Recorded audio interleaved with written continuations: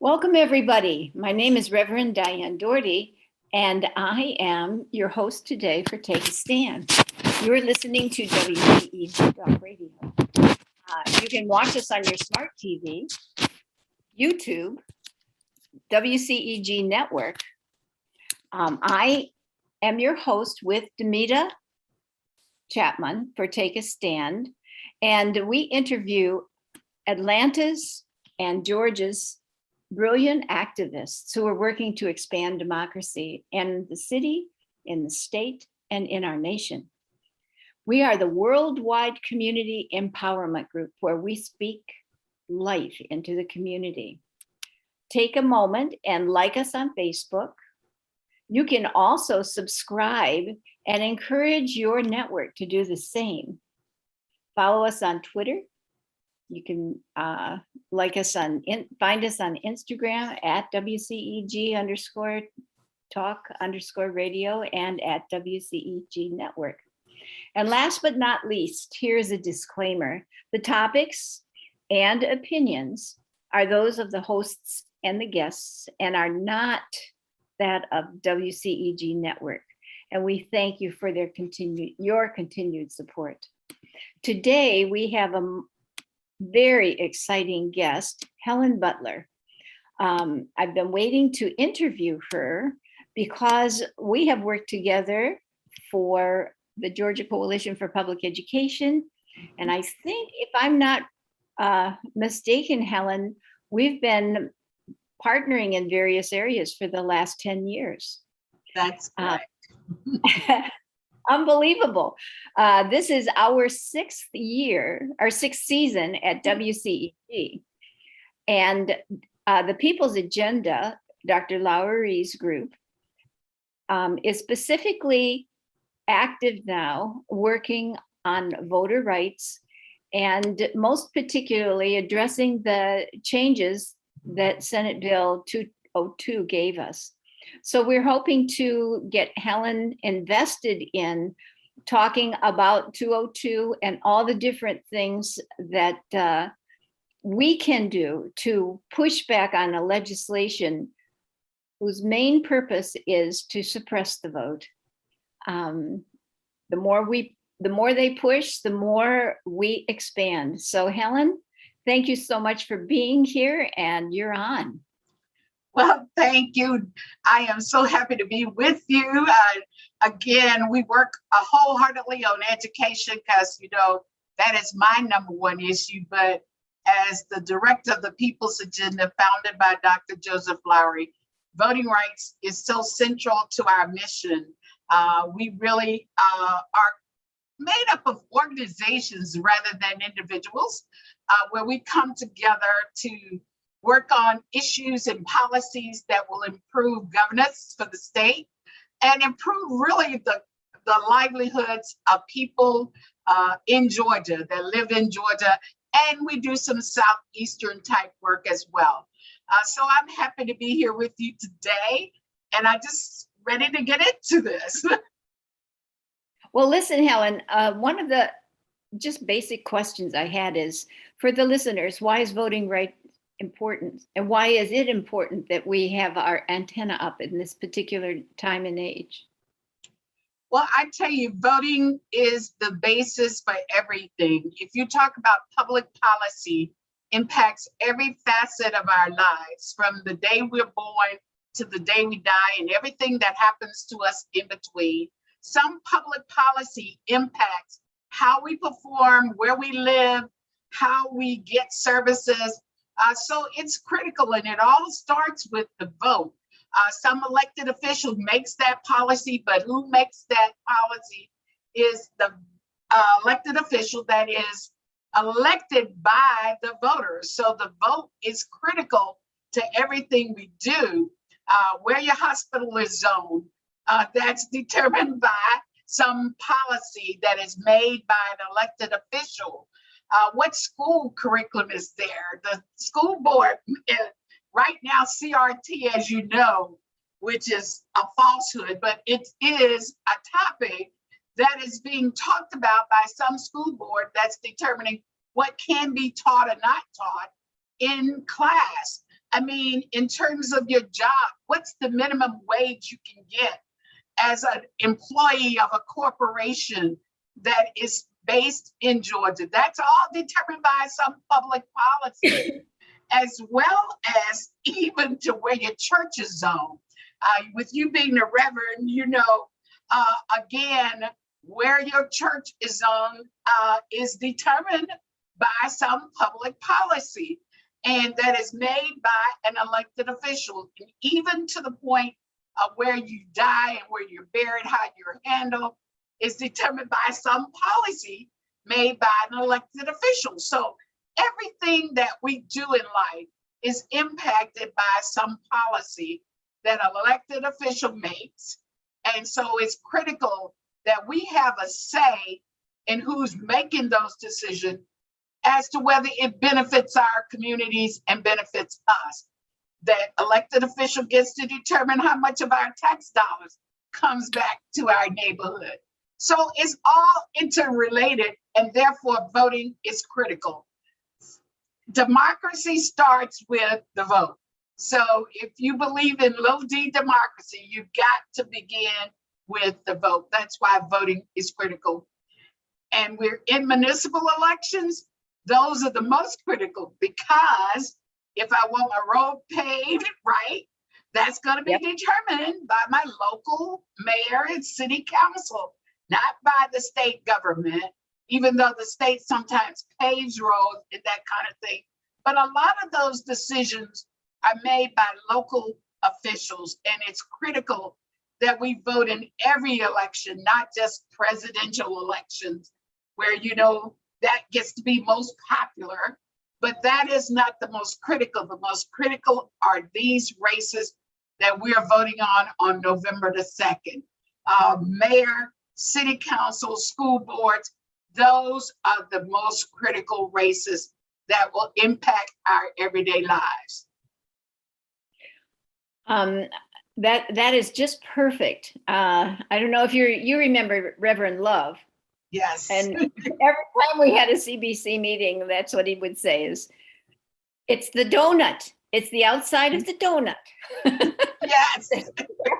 We have to pay attention to those municipal, all the municipal elections if we want to have a say. And I think it has made a tremendous impact in Atlanta since I have been living here.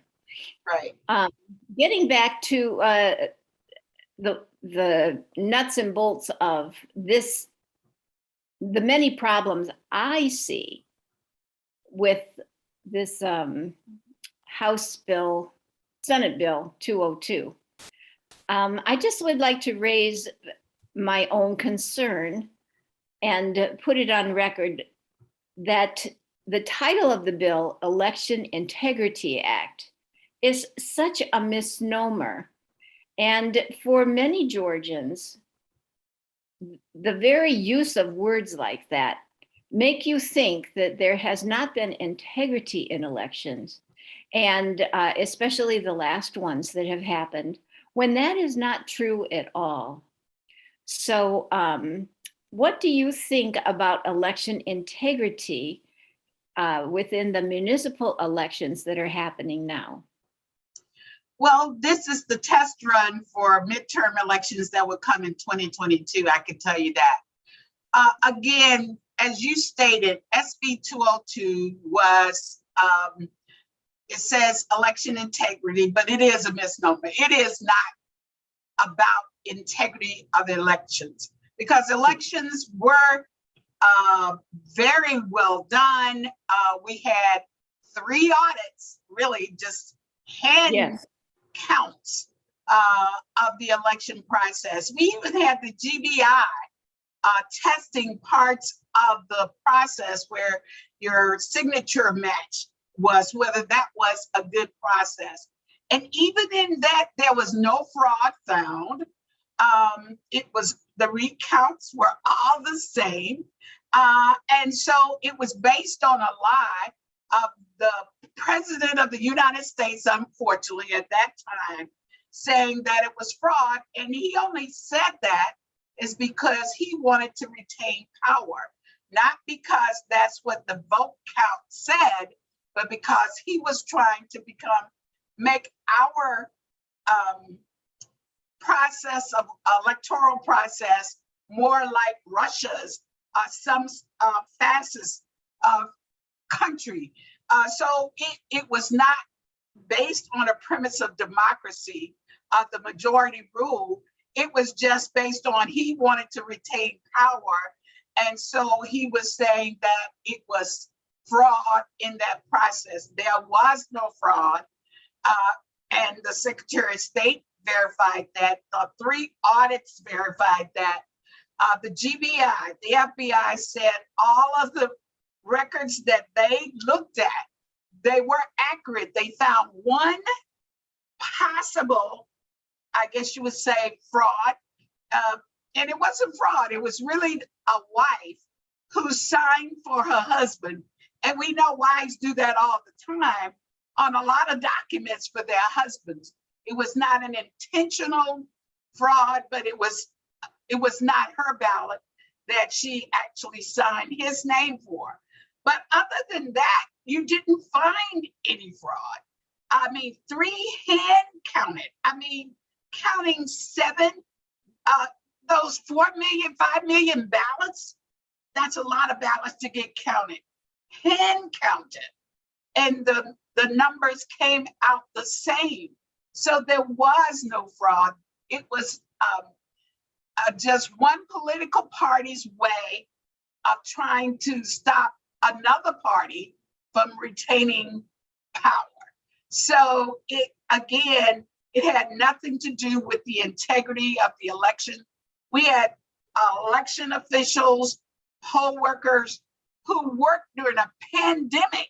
I mean, we were in the middle of COVID when we had those elections, and people were doing their best to stay safe, to not be impacted by COVID, but yet to make sure people were able to exercise their right to vote. People showed up in record numbers. Turnout was excellent. We were in the 60, 65 range. And so the General Assembly in January said, well, we can't really say we're going to change the outcome like the president wanted the Secretary of State to find 11,000 votes. Instead, we'll change the process of the future. It will make it more difficult for people to exercise their right to vote. And that's what SB 202 became, a suppression tactic, a strategy to suppress the number of votes that turned out. If you looked out, we had over 1 million people cast their vote via absentee, vote by mail. Well, what process did they impact the most? Was vote by mail. They made sure that the Secretary of State could no longer mail out 6 million ballots, application. They made sure that they cut down the number of days that you could request an absentee ballot from 180 to 78 days. They reduced the number of days that the ballot could be mailed to you. In other words, you could request a ballot 3 days before Election Day, but prior to SB 202. But with SB 202, you had to request it 11 days before Election Day, or else you wouldn't get a ballot. Again, those were only techniques and strategies to get people not to be able to easily exercise their right to vote. And it was all based on a lie. It was not based on anything that actually happened. I call it hijacking. Yes, Hijacking, exactly. hijacking the process. So, and you made it very clear, it's a power grab. I really believe that also. And the consequences have to do with legislation that will be passed in the next 10 years that will benefit the least of these, as far as I'm concerned, not the Georgians that need good legislation and governance the most. So thank you very much. I think one of the other things that bothers me substantially is that you can't be assured that your vote will get that your absentee ballot will be delivered. And the delivery process, if it isn't postmarked November 2nd or 1st, November 2nd, then if they don't, if they lose it at the post office, you're out of luck. And that's not the only part of it too. That is because DeJoy is still the U.S. Postmaster and he's changing the process. He slowed down mail. If I'm in Albany, Georgia, my mail has to go to Florida, then come back to me before I can get it. So again, it slows down the process. But the other part of that is, remember during the pandemic, we had what we call drop boxes. That was most popular. And so what the legislature did was codify it so that drop boxes were limited to 1 per 100,000 people. So Fulton County, for instance, had over 30 drop boxes, and we're a large county. Now it's down to 8 based on per 100,000. So for all of the people, where do you go to drop your mail? And this was a drop box, was to circumvent the post office. It made it easier because this post office was a delay. Well, now those drop boxes used to be on the outside. You could drop it off 24/7. They were monitored by surveillance cameras. They were required to the election officials had to pick up the ballots every 24 hours. So it wouldn't be a big jam of the mail bins getting overstuffed or anything like that. But what did they do now? You have to have them, well, election day now, you can't use a drop box because the drop boxes are only available in early voting sites. Those early voting sites can only have certain hours now. It used to be early voting sites, the county could determine when those would be available, what time. Well, now it has to be between 9 a.m. or 5 p.m. or either 7 a.m. to 7 p.m. So that is the only flexibility. So Fulton had it, so that if they were 24 hours, 24/7, you really could drop them in the drop box anytime. So people working the night shifts, our first responders, that the doctors, the healthcare professionals who work those odd shifts could drop their absentee ballots in. Now they can't unless they do it within those time frames. And again, it was done for no reason other than to make sure that you reduce the number of opportunities for people to exercise their right to vote. You see the hair on my head standing up straight? All right, so that was their strategy. What is ours? Our strategy is no matter what barriers they put in place, we're going to overcome those barriers. For instance, to request an absentee ballot now, you have to provide a photo ID or an ID. You have to have a Georgia driver's license or Georgia state ID. If you don't have those, then you can use a utility bill or something else. So that means you got to have a printer at home. You got to print off your absentee ballot application. You got to sign it. Then you got to have a scanner to scan it back in so you can send it via email or fax, or either you can put it in the mailbox, and we know what that means, delayed getting there. So if you will look at the number of absentee ballots that have been cast as a result in the municipal elections, it's dismal. It's nothing in comparison to what was done before. But what people can do now is forcing people to now come back and vote in person. And quite honestly, before the pandemic, the people that used the vote by mail process, where white people, Black people, and people of color did not trust that process.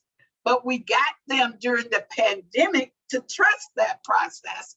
And so now they're trying to make sure that those people are not able to trust that process anymore by putting all of these barriers in place, like an ID, having to have a scanner.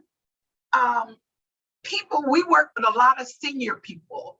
They don't have printers. They don't have computers. You know what I mean? So it used to be that I could go to a senior high rise. I could help them fill out their absentee ballot application. I could collect them and I could scan them in and send them in for them or email them in to them. I can no longer do that for them.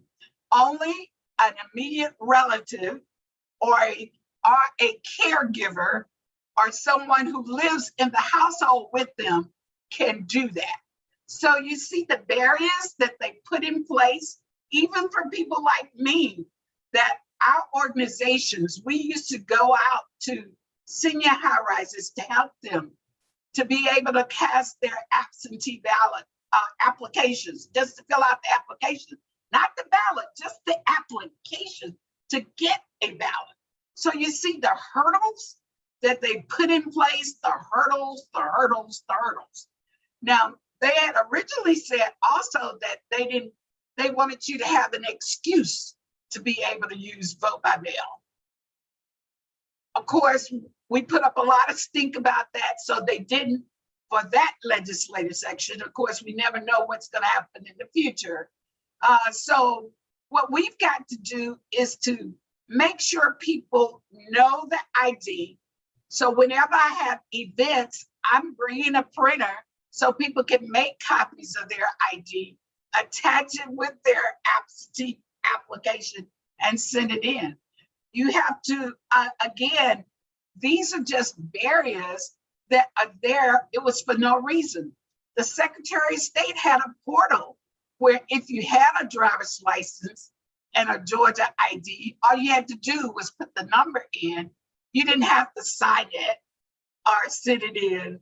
You just put the number in. Well, that portal is no longer available because they now have to make the portal available so that once you sign it, it can be uploaded and sent in. Again, another unnecessary process that is just unnecessary. You can file your income taxes without a signature using an electronic signature in a program. You can basically close on a house with using electronic signatures. Why not to vote? Of course, they don't want that. They want you to sign it and then fax it back in or copy it or upload it. But again, people, especially in South Georgia, and we're not thinking about just Metro Atlanta, they don't have an Office Depot that's close by where they can just go get it copied. You know, so it's that kind of burden that you're putting on people to really cast their ballot when it's unnecessary. Kind of makes me sick. Yes. To say nothing about how hard you've worked. Yes. My friend told me that she is able, and I don't know that this is true, but she said, I can just go down to the city hall and pick up an application for an absentee ballot. That's not true, is it? Yes, you can. You can do that. You can download one as well. But again, you still got to sign it. I mean, you're still having to travel, which negates the process of going to an absentee ballot. The idea is to get an absentee ballot is to get it so you don't have to leave your house. So can I go down and get one for her? Or they won't give me? Anybody can pick up an application. The idea is turning it back into her for her. I mean, if there's, you know, the thing is, if you mail it out, you'd have to put on there that this is not a little statement with a square that says, that's bold in certain ink, a certain font size, that says this was not provided by the Secretary of State, then you have to also make sure she had already requested a ballot. So you'd have to make sure on the website of the local board of election and the Secretary of State to make sure she hadn't already requested one before you sent her one. But if you get one, I mean, you know, it's all just to make it more difficult to use a process. So it's forcing people to really go vote in person. We are providing rides to the poll tomorrow. So if anybody need a ride to the poll, call our toll-free number, 877-524-8683.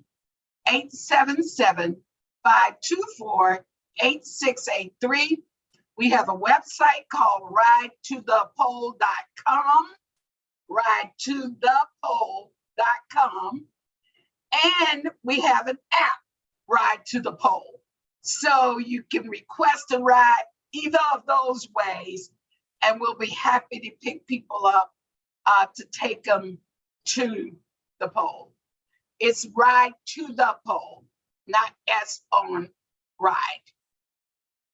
RIDETOTHEPOLL.com. Yeah, ridetothepoll.com.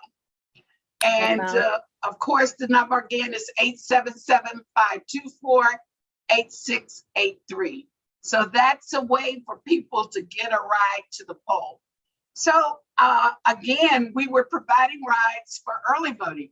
So come next year, if you need a ride to the poll for early voting, we do that as well as on election day. So we want people to really show up to vote because numbers make a difference. Turnout made the difference in 2020 and in the runoff in 2021 because the large number of people were there. A lot of elected officials tried to hedge their vote and figure out how many people they need to get elected. Well, if you show up, that throws off their little calculation.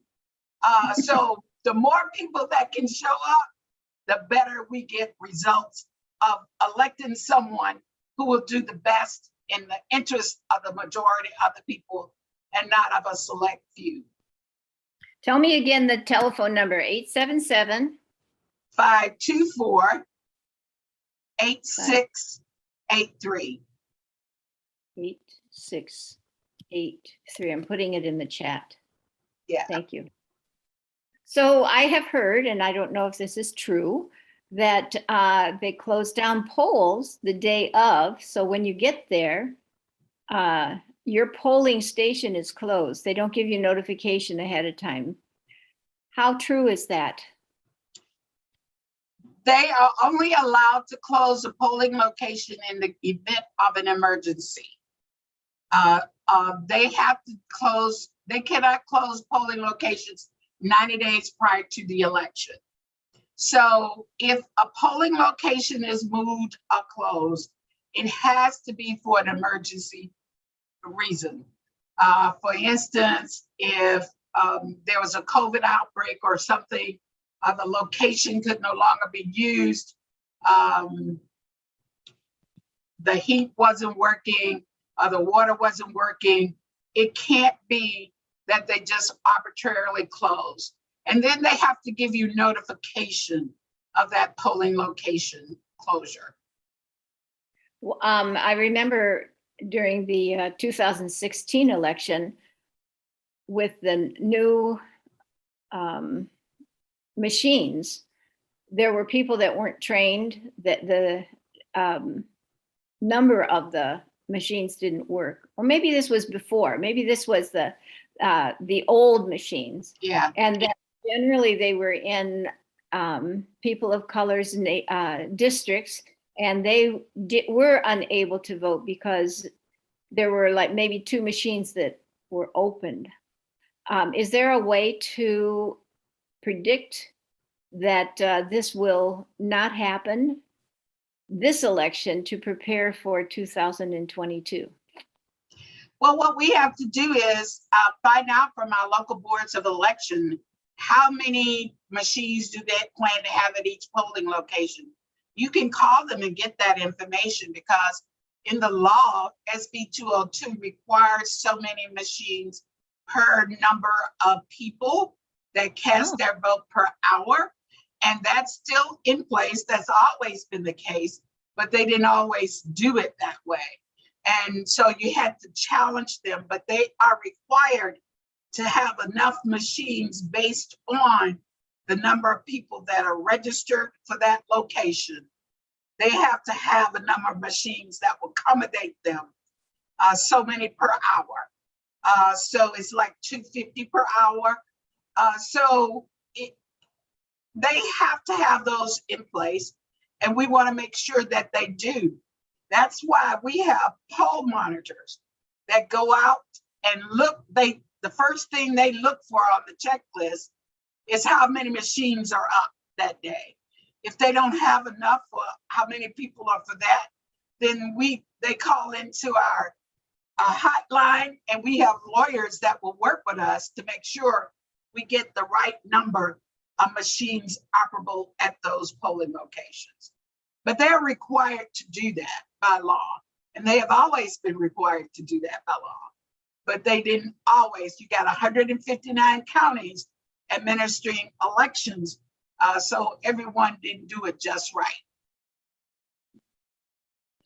Yes, I went down to South Georgia and monitored, and it went very, very, very smoothly. There were actually no lines, but they were all white. They were all white neighborhoods, and it was really an interesting experience, because my friends that were up here had a lot of difficulty, long lines. Remember the guy that stayed until midnight? Yes. Because he put his vote in and then they canceled it. Yes, I remember that. Again, SB 202 does say, though, this time, if there are people in line beyond an hour, they have to track the people in line now, so that they have to open, for the next election, they have to open more polling locations. So we want to make sure that we follow up on that, though, very good. to make sure that happens. Wonderful, wonderful. That really is good. I did not know that. And I'm sure you good things in that, in SB 202, but the majority of what happened in SB 202 was not good. The takeover process was totally not the best thing that we could have, because that gives the ability of the state legislature to determine who gets to run elections, who gets to certify the election, and whether those numbers changed. So, we have to look at that very carefully, that takeover process, and removing the Secretary of State, who's accountable to voters, they're elected, from the state election board to appoint somebody that's only accountable to the legislature, not to elected to the voters. So that's the most egregious part of SB 202. But there was some good things about it, I guess you could say. For those who are not privy to what she's talking about, the Secretary of State was taken out of the formula for being responsible for transparent election. And the power has moved to I believe all of them are appointed to the State Board of Elections. Is that correct? Mm-hmm. And the State Board of Election was all of those who are appointed are now all Republicans. And tell us. But they're not all. You got one Democrat on there. Well, I thought it was you. No, that's not me. Sarah Gazal is the Democratic representative on there, and everyone else is Republican. Well, didn't they take you off of it? No, I was on my local board of elections. That's where I was taken off. They're doing that too. Part of that, the takeover process is where the legislature can come in and say they want a review of a local board of election. They can come in and take over that local board of election and appoint someone to be the election superintendent that has no accountability to voters. Could be an appointed, it doesn't even say that person has to know anything about elections. That person just has to come in and be responsible. And then that way you can get, when the president wanted to find 11,000 votes, someone like that could find those 11,000 votes for that person. So it's the takeover process of the local, as well as moving the Secretary of State out of the oversight of the state election board. Those are the most egregious parts, because when you have a person appointed that it doesn't say they have to be qualified or knowledgeable of elections. It's just somebody that they appoint. And so that means that person will determine what registrations get processed, what absentee ballots get counted, what provisional ballots would get counted, and whether the election is certified or not certified. Again, it's the takeover process. So they're doing it by two means. SB 202 allows them to take over 4 boards of elections at one time. They can only take over 4. And there's another process called local legislation, which is what I was impacted by. My county commission wanted to get certain people off the boards of election. And the only way they could do it was changing who gets to appoint the persons on the board of elections. Before, I was appointed by a political party. I was appointed by the Democratic Party to be on their board, on that board in my county. And so now the county commission, which is a majority Republican, gets to pick who gets on the board, who sits on that board. So it's 2 ways of takeover: local legislation as well as SB 202. So local legislation, there's no limit on how many boards could be taken over. But on SB 202, only 4 could be taken over at one particular time. So this particular election tomorrow is a dry run. This is where they're going to start practicing. I've been watching how all of the election shenanigans have to do with putting something into the process to kind of like see if it holds or see if it works. If enough of us resist or object, will that make a difference? Because I'm specifically thinking of Fulton County, Cobb County, those 2. I think there are a lot of people who have different ideas about our elections in those 2 counties. And I believe that they would practice to see how far they can go. What should be our, what should we watch for? And what should we do? Well, we should be at every board of election meeting. We should be monitoring what they're planning to do, how they plan to do it. We should become poll workers. We should become poll monitors. We should be poll watchers. The difference in poll monitoring and poll watchers is a poll watcher is appointed by a political party. You're allowed inside the polling location. You just can't have an interaction with the voters, but you can observe everything that's going on. You can question to the poll manager. You can't question anyone else in the polling location. But then you can report that back out.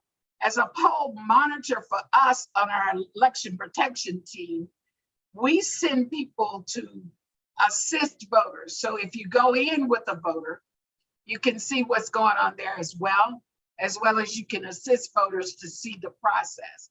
So in either event, either way, we can get to see what is happening, how it's happening, what is happening, and can report back in real time so we can get some things handled. So, but if we monitor the boards of election meetings, we know what's happening, what they're planning in the future. Secondly, if we become workers, we can make sure that the laws are implemented the way they're supposed to be so that voters won't have problems. We can be the customer service person that we want to see when we walk into a polling location. So we can see the inside, we know how it works, we can make sure that it's done properly and can report back out after then. So those are some of the things that we can do right now. And again, make sure we get everybody we can turning out to vote at the polls, using early voting or election day. Using absentee, yeah, some people for COVID still need to use absentee, but know the rules for it. Make sure we provide, printers that people can make copies of their ID that they can attach with their applications. People can download the Secretary of State from the Secretary of State's website, the absentee ballot application. They can print it off from a computer. We can teach people how to do that. Take a day to take some seniors to Office Depot for a visit. Show them how to use the computer, right? Field trip to Office Depot, or either our churches. I mean, you're a pastor. You have a copy machine. You can allow your parishioners or your members to actually come in, show them how to click on the website, how to print an application. They print it, they fill it out. You have a scanner at the church. They can fax it in right from the church. So that's a way we can help. And it gets around the process. Wonderful. Could you talk about some of the work you're doing in your satellite communities? Tell us where they are and what are the plans for this election for your own practice? Well, I have 7 offices, one in Metro Atlanta, one in Athens, Albany, Savannah, Augusta, Macon, and LaGrange. And those are headed by people that live in those areas, that know the people, they're active in the community there, and they're doing exactly what I'm doing up here in Atlanta. We're registering people to vote. We're educating them about what's on the ballot. We're doing phone banking. We're texting. We're doing canvassing. We're going door to door to help people understand. We're in the process now of getting everything together and putting in place what we call the Green Book for voting. If you know, during the Civil Rights Days, we had a Green Book to tell us where to live, where to stay when we were on the road, right? Or where to eat when we were on the road. Well, this is going to tell people everything they need to know about voting, like where is the driver services location for your county? How you can go get that free ID, what is required to get that ID. Where is your local board of elections located? So you know the address, you can go just look it up in the book and you got it right there, the telephone number, the email. We want to make sure people know everything they need to know about voting, how to vote. Even we're going to have a demo, not a demo, but a step-by-step process of what happens when you go in to vote. Here's what you do. You're going to show your ID. Here's what happens when you show your ID. They're going to check on a poll pad. It will say that you're registered. It will determine what ballot you get. So they'll give you this card back that you'll then insert into this machine. Here's what the machine looks like, right? You get to look at the machine. And once you finish making all your selections and reviewed it, you print it out and you take it to this thing. Here's what the scanner looks like. You scan it and it drops down in there. So you will have voted. So we want them to know the process. We want them to know that if they show up and they're at the wrong polling location, SB 202 says, before now, you could get a provisional ballot anytime. Right. You can't now. You can only get it after 5 p.m. Well, you can get it, but it won't count unless you get it after 5 p.m. and you sign an affidavit saying that you couldn't get to your polling location. And we know how in Metro Atlanta, especially, if you're at the wrong polling location, there is no way you can get from north side of town to the south side of town by 7 p.m. and you're at a place at 5 p.m. because of traffic. So those are the kinds of things that we want people to know. We're going to be publishing these green books, and we want that just handy reference. Yeah, they can find it all online, but sometimes people need it just to know I can refer back to information and here it is. Are you going to publish it on your website, the green book? Yes. So we can tell people to look there. I Correct. think the most important thing, I'm glad to know there's 90 days. I did not know that, but I do know people who have experienced, not in this state, but in other states, going to the polls and their polling station is closed down and they take buses and there's no way they can go from one place to another. So, but you know, that's why we need the Freedom to Vote Act. The yes. Freedom to Vote is the US legislation that will give standards so that no matter what state you're in, you have certain standards that are there. It would alleviate stuff like that happening in one state and another state doing it another way. So that's what the Freedom to Vote Act would do. The John Lewis Voting Rights Act would put pre-clearance back in place so that laws like SB 202 couldn't be implemented without being pre-cleared by the Department of Justice. And the third piece of federal legislation is DC statehood. Why should Georgia care about DC statehood? Because it gives you 2 more senators. Amen. Help with the balance of power. So those are things that people can do. Get Congress to act on federal, but on local, do everything you can to turn out and make sure people know how to vote. Okay, now we've got just a few more minutes, 10, 12 minutes, and I want you to talk about white people. You know, there's a lot of us that are big activists, and we are not in concert with this voting suppression issue, but we also don't live in communities where we would really even need a green book or have to go. So what can we do to support and really maneuver the system so that we're advocates? I feel like an abolitionist almost. Well, again, you can help us to be down at the legislature when they're putting these stupid bills in place. You can do federal, you can write, you can call, you can just flood the president's office because he needs to do away with the filibuster so those bills can get passed. So there's a lot of things that we can do to work together, support organizations like the People's Agenda. There are so many other organizations in the community that are doing good work around this. Support one. It doesn't have to be us, but one that is supporting communities that are impacted. Galeo, Asian Americans Advancing Justice, We got the Pro Georgia State Table. We got New Georgia Project. We got the NAACP. I mean, all of us are working to make sure people can exercise their right to vote. Join us in that fight.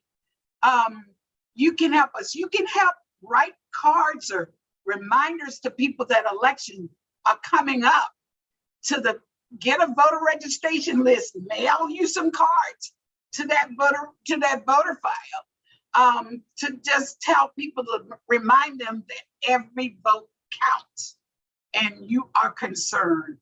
Find out an issue that is important to that community. Young people were turned out because of the criminal justice reform. Well, if you want next year, the DAs, the Supreme Court, the Superior Court judges, the Court of Appeals, all of the constitutional officers will be on the ballot. So you can make a difference. You can make a difference right now locally with your mayors, your city council, and your boards of education. So help us to get people out to vote. Help them to know the process. Provide rides to them. Even if in the pandemic, you can purchase lift codes. Give them lift codes if you don't want to provide the rides to.